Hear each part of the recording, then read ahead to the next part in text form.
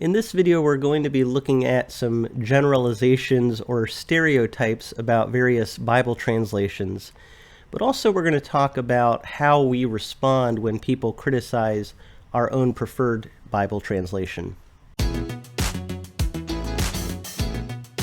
So this is a little bit of a follow-up to the last video I did where I talked about when people say that the NASB is a wooden translation, what is meant by that. Also, on kind of a related subject, I would encourage you to check out the video that I did with Mark Ward talking about different Bible translation slogans. And these are marketing slogans for different Bible translations. And it's interesting because we do have different perceptions of different Bible translations depending on our background or which translation we use.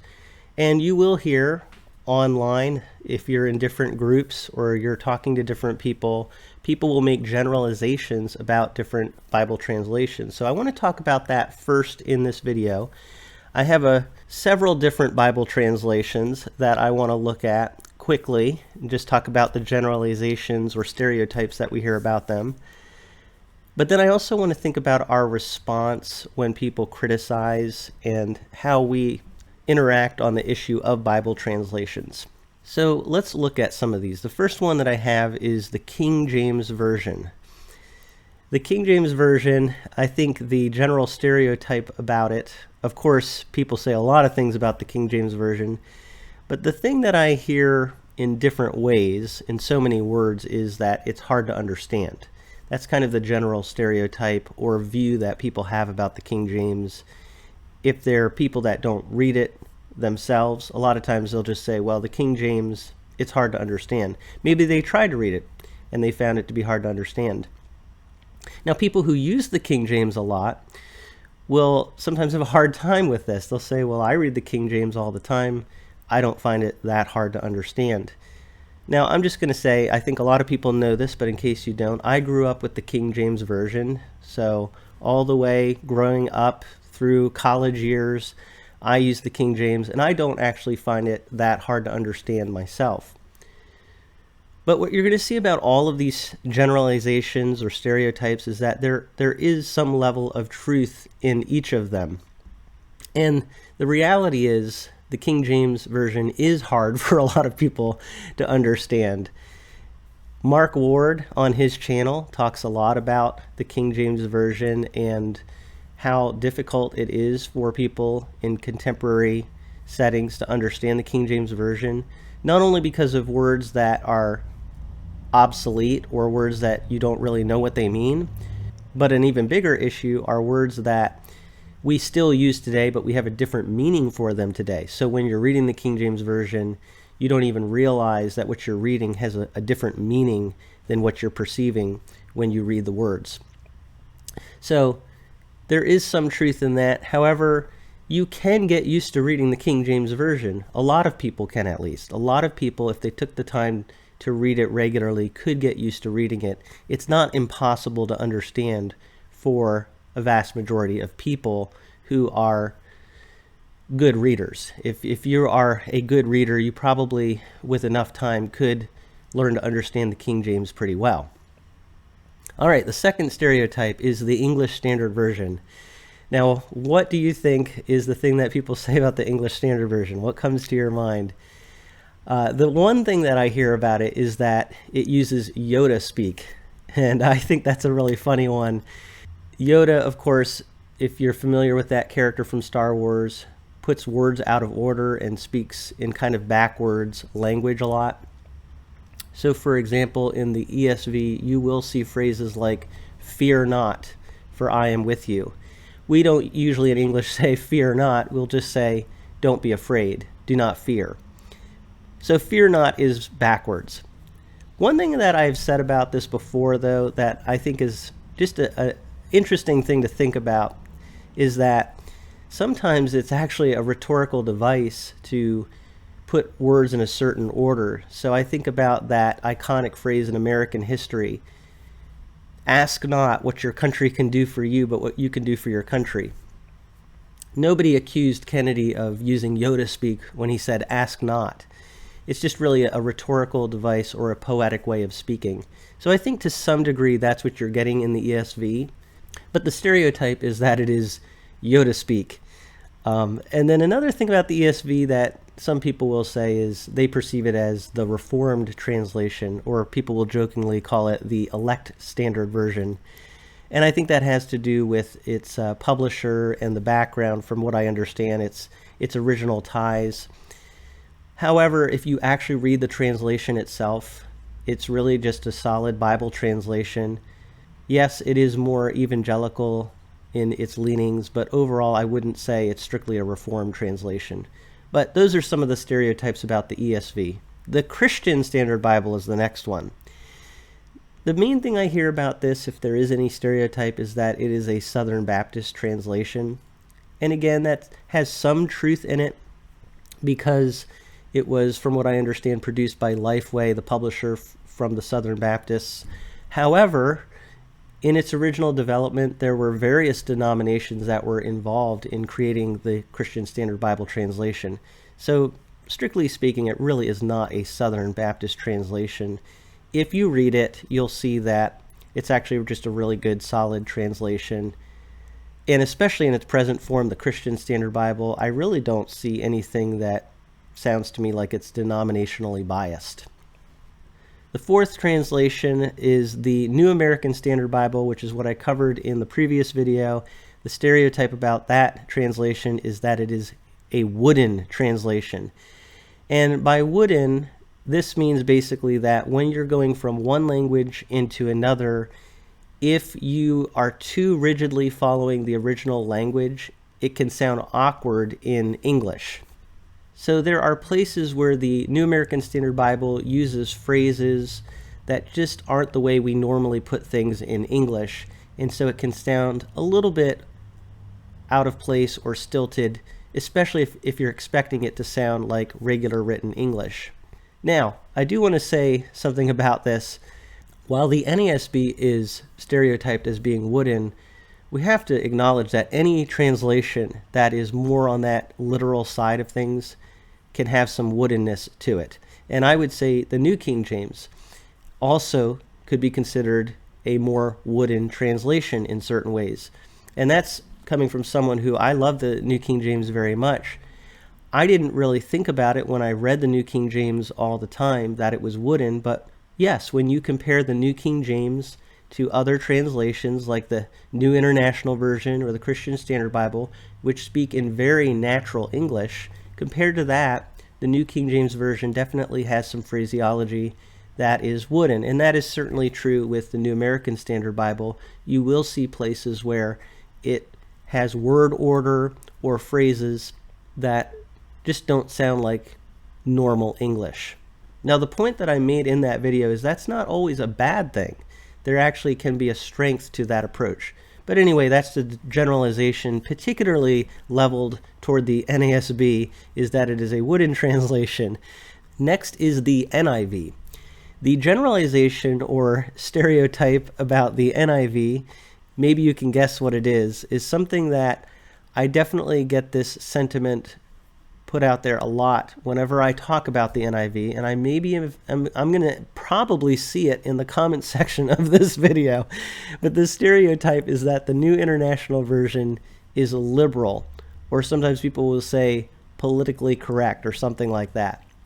Now, it's true, the NIV is more contemporary, I guess you could say, in its approach to gender language, and we are more sensitive today about whether we're using the term man or person. And the NIV, which isn't the only translation that does this, but it's one of the translations that really tries to be more gender neutral if the original language was referring to men and women. However, this is a bit of a stereotype. The NIV, if you actually look at it, is not liberal in its approach, and you can see many things in the NIV that liberal people definitely would find they don't agree with. And if anything, the NIV, as I've said before, is very much an evangelical translation. No, it's not necessarily the most conservative evangelical translation, but it definitely is an evangelical translation. So those are the generalizations that I wanted to look at in this video.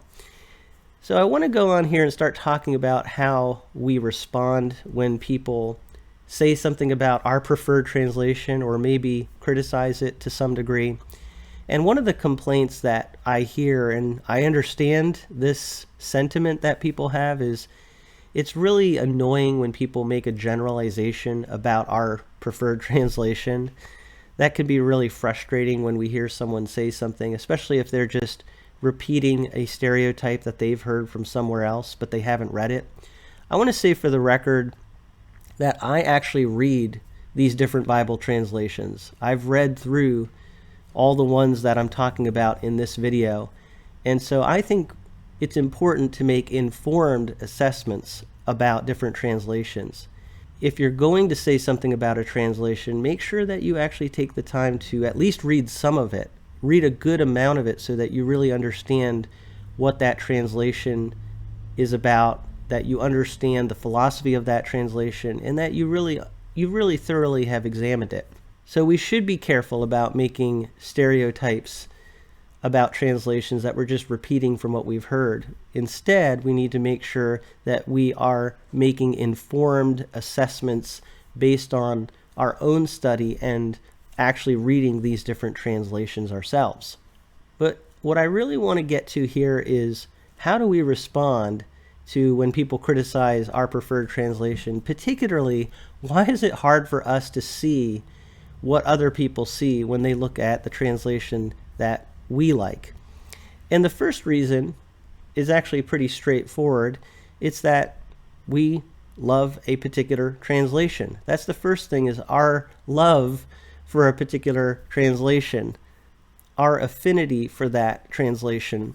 So because we like a certain translation, if someone does criticize it or say something negative about it, it can feel like an attack on something that's very personal to us. In some ways, it's even kind of like an attack on our spirituality, because this is the translation that we use for worship. This is the translation that we use in our communication with God.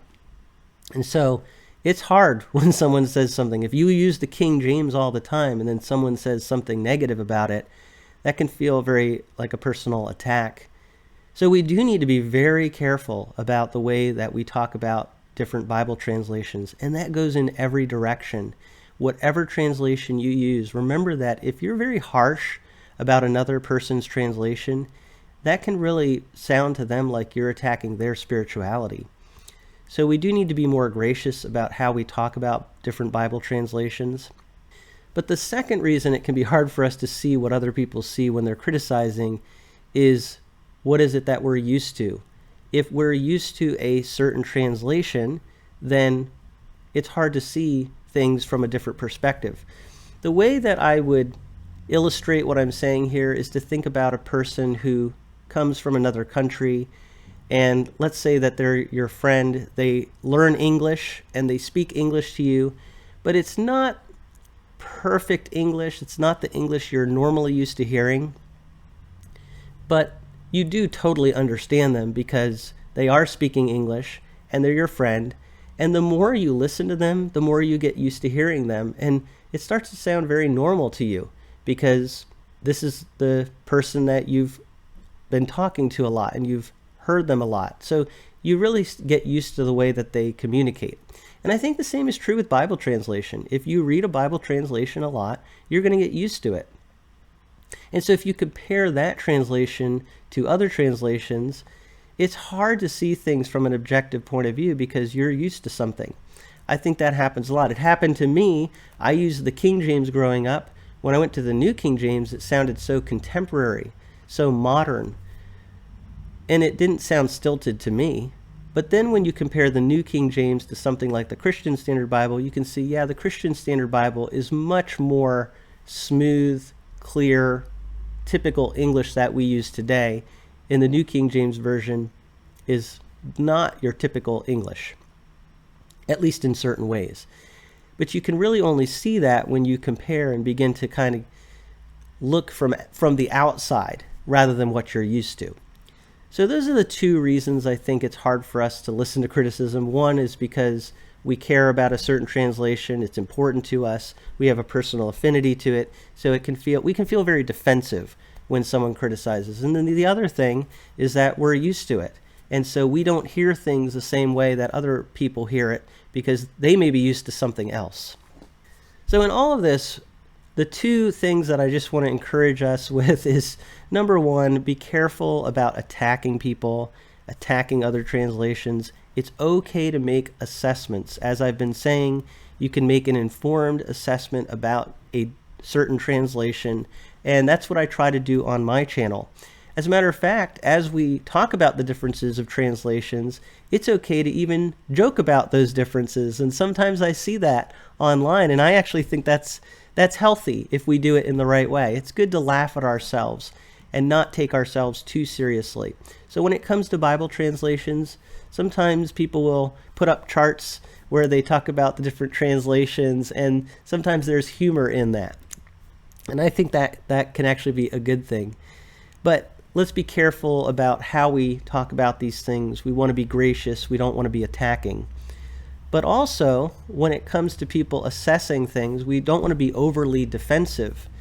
We do want to remember in all of this that different Bible translations do have different strengths. And one of the points that I've tried to make on my channel over and over is that if you translate something from one language to another, and I'm talking about today, if I were to go to another country and someone were to translate my words, there is a certain amount where you want them to, on one hand, be very literal. You don't want them to just say whatever they want to say. You want them to convey accurately what you're communicating.